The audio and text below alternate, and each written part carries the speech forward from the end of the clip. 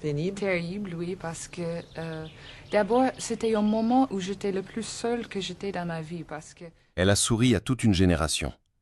Silhouette fine, coupe garçonne, voix claire comme une matinée d'été. Jean Sandberg a marqué l'histoire du cinéma français en un seul regard, celui qu'elle jette à Belmondo dans À bout de souffle. Une image éternelle, une icône gravée sur pellicule. Mais cette image s'est figée bien avant l'heure. Le 9 septembre 1979, la police parisienne découvre une Renault blanche abandonnée dans une rue calme du 16e arrondissement. À l'intérieur, un corps, celui de Jean. Le silence autour d'elle est absolu. Pas de cris, pas de lettres, pas de témoins. Seulement une boîte de somnifères vide, quelques livres, et le temps qui s'est arrêté. 9 jours se sont écoulés entre sa disparition et cette macabre découverte. 9 jours où personne ne l'a cherché vraiment. Comment une femme aussi célèbre a-t-elle pu disparaître dans l'indifférence ? Pourquoi l'actrice adorée par la France, rejetée par l'Amérique, s'est-elle éteinte dans une solitude si opaque ? Et surtout, sa fin fut-elle le fruit d'une douleur intime ou le résultat d'une machine d'État bien décidée à effacer sa voix ? Derrière le mythe, il y a une guerre invisible. Et dans cette guerre, Jean Sandberg n'a jamais eu de place pour se cacher. Dans les années 1960, les rues de Paris bruissent d'une nouvelle énergie. Le vieux cinéma de papa est en train de mourir. Une révolution esthétique et narrative naît dans les cafés, les chambres de bonne, les couloirs de la cinémathèque. On l'appelle « Nouvelle Vague ». Et au milieu de cette déflagration artistique, une jeune femme aux cheveux courts, au regard perçant, à l'accent étranger. Jean Seberg. Elle n'avait rien d'une actrice française traditionnelle. Pas la diction travaillée du conservatoire, ni les poses de starlet, mais une sincérité brute, une vérité nue.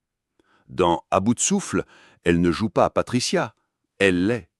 Une vendeuse de journaux new-yorkais qui arpente les Champs-Élysées en criant « New York Herald Tribune » entre deux répliques à la fois naïves et existentielles. Le public est fasciné. La critique aussi. On ne parle plus que d'elle. Sa voix douce et légèrement décalée devient immédiatement reconnaissable. Son allure androgyne, son visage, son maquillage, sa liberté de ton bouleversent les codes.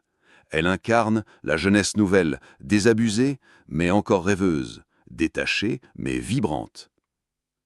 Très vite, Jean Seberg ne se limite plus à un rôle. Elle devient une icône culturelle. Les étudiantes se coupent les cheveux à la garçonne. Les magazines comme Elle, Paris Match, L'Express la mettent en couverture. Elle symbolise une élégance moderne, sans effort, sans phare. Elle tourne avec les plus grands, Préminger, Chabrol, Melville, Godard. Et pourtant, jamais elle ne semble chercher la lumière. C'est la lumière qui la trouve. Dans la récréation, Lilith, la ligne de démarcation, elle se transforme à chaque film, tour à tour éthérée, troublante, fragile ou distante, mais toujours vraie, toujours présente. On l'admire aussi pour sa discrétion. Pas de scandale tapageur, pas de soirée mondaine étalée. Elle est là, dans les rues, les cinémas, les pensées. L'Amérique l'avait rejetée après un premier échec. La France, elle, l'adopte avec ferveur. Elle devient presque plus française que les Françaises. Jean Seberg est une énigme fascinante. L'actrice américaine qui ne brillait qu'en français. Son accent devient un charme, son étrangeté une poésie. Elle n'a jamais vraiment joué un rôle public. Elle vivait à l'écart des poses et des conventions. C'est peut-être cela, justement, qui a séduit la France. Dans un pays en quête d'authenticité après la guerre, elle offrait quelque chose de rare, une sincérité sans stratégie. On ne savait pas tout de sa vie, et cela la rendait encore plus présente dans l'imaginaire collectif. Mais plus la France tombait amoureuse de Jean Seberg, plus un vide s'élargissait sous ses pas. Car si elle illuminait les écrans, nul ne savait ce qu'elle portait en elle loin des caméras. Avant Paris, avant Godard, avant les projecteurs, il y avait le silence. Celui d'une maison modeste du Midwest américain. Celui d'une enfance où les mots étaient rares et les regards encore plus. Jean Dorothée Seberg est née en 1938 à Marshalltown, Iowa. Une ville plate, paisible en apparence, où tout semble figé dans l'ordre. Son père est pharmacien, sa mère enseignante. Protestant méthodiste, rigoureux, droit, distant. Jeanne grandit entre les règles et le devoir, mais sans espace pour la fragilité.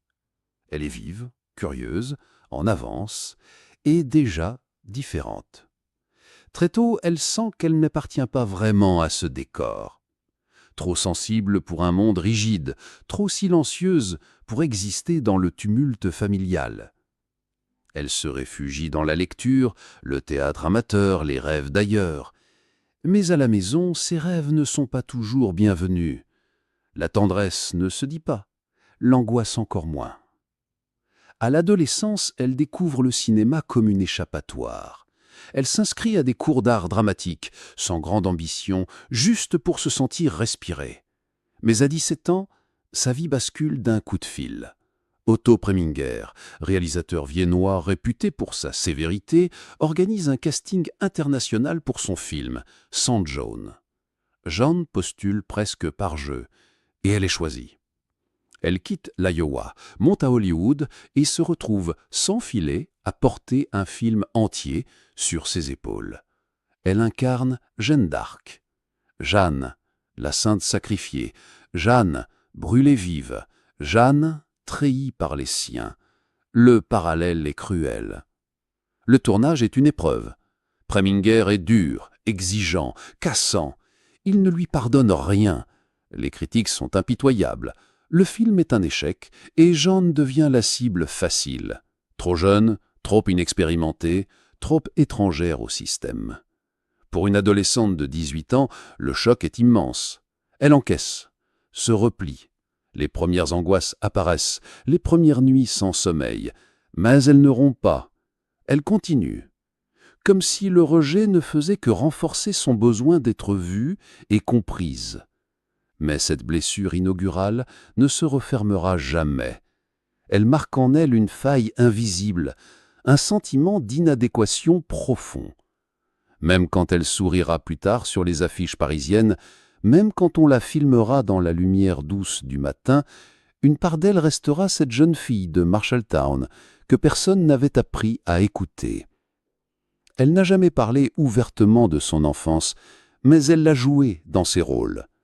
Cette solitude familière, ce besoin d'amour mêlé de peur, cette tension permanente entre le besoin de s'exposer et le besoin de fuir, tout cela venait de là, d'un foyer sans chaleur, d'un départ trop brutal, d'une ascension trop verticale. Et à chaque fois qu'on lui disait qu'elle était incroyablement vraie à l'écran, elle ne savait pas si c'était un compliment ou une manière de rappeler qu'elle n'avait jamais vraiment appris à jouer. Jeanne Seberg n'était pas qu'un visage d'affiche. Elle croyait que le cinéma n'était pas une fin, mais un moyen d'exister, certes, mais aussi de dire quelque chose, d'appartenir à un monde plus vaste. À la fin des années 1960, alors que le monde artistique se perd dans les cocktails et les pauses, elle prend un autre chemin. Elle s'engage. Discrètement, mais résolument. Elle lit les journaux américains, elle suit de près le mouvement des droits civiques. Ce qu'elle voit la révolte. Ce qu'elle ressent, elle ne le joue pas, elle le vit. Elle commence à soutenir des associations, puis des figures plus radicales. En 1969, elle apporte un soutien financier au mouvement des Black Panthers. Elle rencontre leurs représentants, s'affiche publiquement à leurs côtés. Pour une actrice blanche, américaine, installée à Paris, c'est un acte rare, courageux. Mais aux yeux de certains, c'est un affront. Le FBI de J. Edgar Hoover ne la considère plus comme une actrice. Elle devient une cible. Sous le nom de code COINTELPRO, les services fédéraux lancent une campagne d'intimidation silencieuse mais implacable. Surveillance, filature, écoute et surtout rumeurs. Un jour, dans la presse américaine, une information fuitée affirme que Jeanne attend un enfant et que le père serait un membre noir des Black Panthers. Ce mensonge la frappe en plein cœur. À quelques mois de sa grossesse, elle perd le bébé. La douleur est incommensurable. Elle organise une conférence de presse, présente le corps inerte de l'enfant, pas pour provoquer, mais pour défendre sa vérité, pour protéger sa dignité. Ce jour-là, le scandale dépasse le simple fait divers. Le public se divise, les studios se taisent. Jean Seberg n'est plus une muse, elle est devenue problématique. Ses rôles s'amenuisent. Les producteurs hésitent, les réalisateurs détournent le regard. Même en France, elle sent que l'air se raréfie. À la détresse professionnelle s'ajoute la déchirure intime.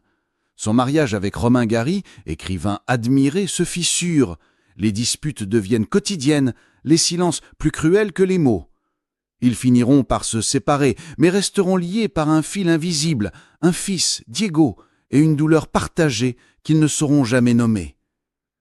Jean sombre doucement. Elle consulte des psychiatres, elle prend des traitements lourds, parfois contradictoires.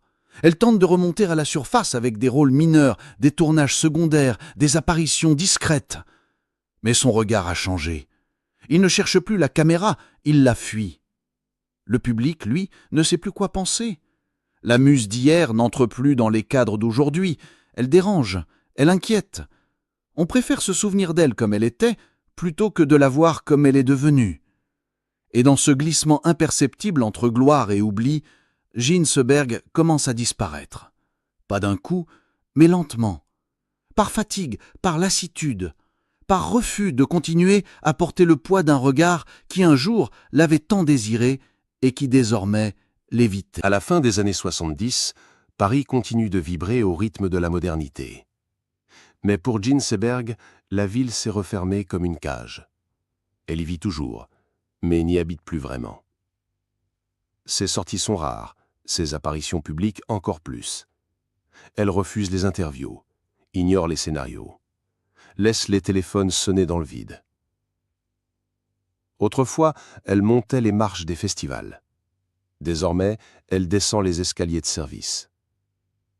Elle habite un appartement discret dans le 16e arrondissement.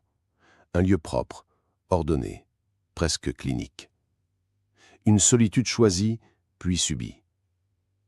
Elle lit beaucoup, écrit, tente parfois de tenir un journal, mais les phrases s'interrompent.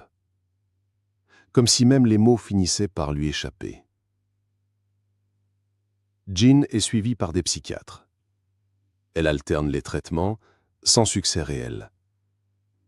Elle souffre d'insomnie sévère, de désorientation, de crise d'angoisse. Elle téléphone parfois à ses amis au milieu de la nuit, sans dire grand-chose. Parfois elle reste silencieuse et raccroche. Un jour, elle confie à une proche « Je ne veux plus être regardée ». C'est une phrase simple, mais dans sa bouche, elle sonne comme un adieu. Le 30 août 1979, Jean quitte son domicile. Elle descend, seule, les marches de son immeuble. Elle monte dans une Renault 5 blanche, emportant quelques livres, des médicaments, un carnet. Elle ne rentrera jamais. Pendant 9 jours, personne ne s'alarme vraiment. Quelques appels, quelques inquiétudes.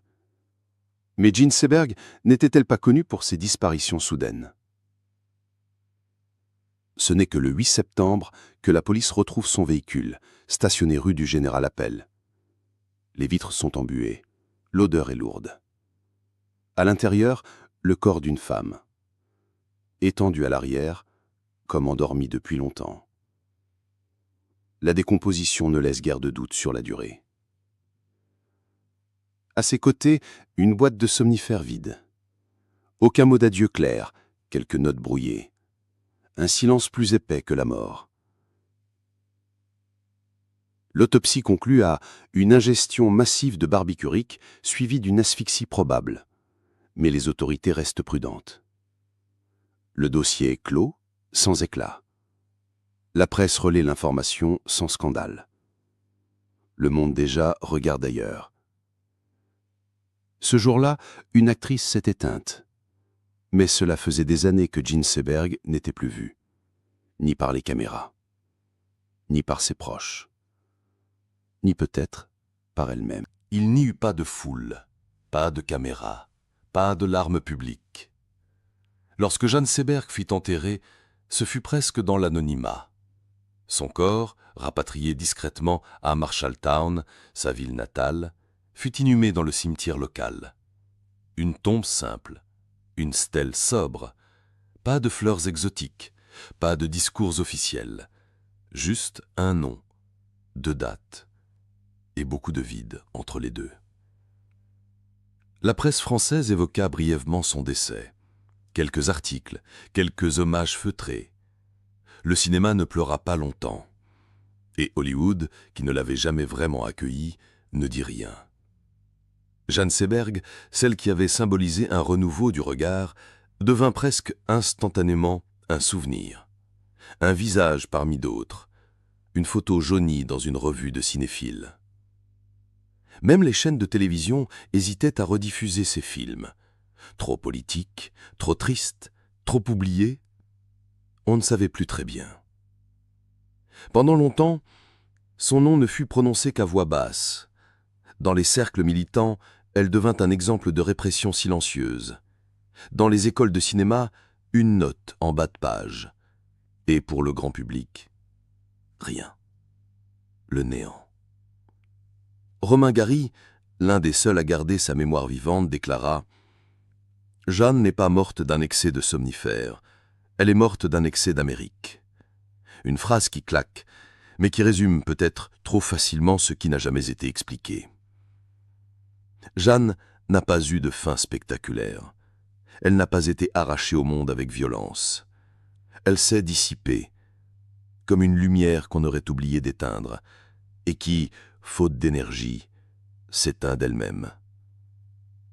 Son dernier film, presque invisible, s'intitule « La Légion saute sur Kolwezi ».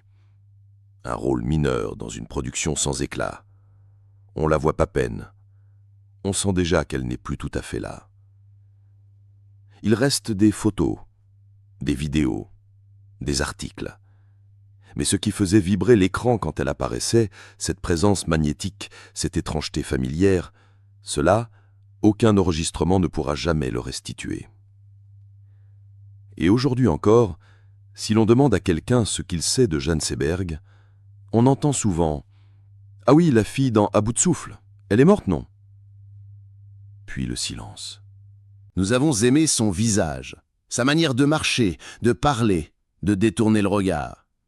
Nous avons répété ses répliques, affiché ses photos, adoré ce qu'elle représentait. Mais avons-nous jamais regardé Jeanne Seberg vraiment? Pas l'actrice, pas la muse, mais la femme. Avons-nous entendu ses silences? Avons-nous compris ses absences, ses refus, ses replis? Ou avons-nous simplement tourné la tête quand elle a cessé de sourire? Elle voulait aimer, comprendre, s'engager. Mais le monde n'a pas su quoi faire d'elle.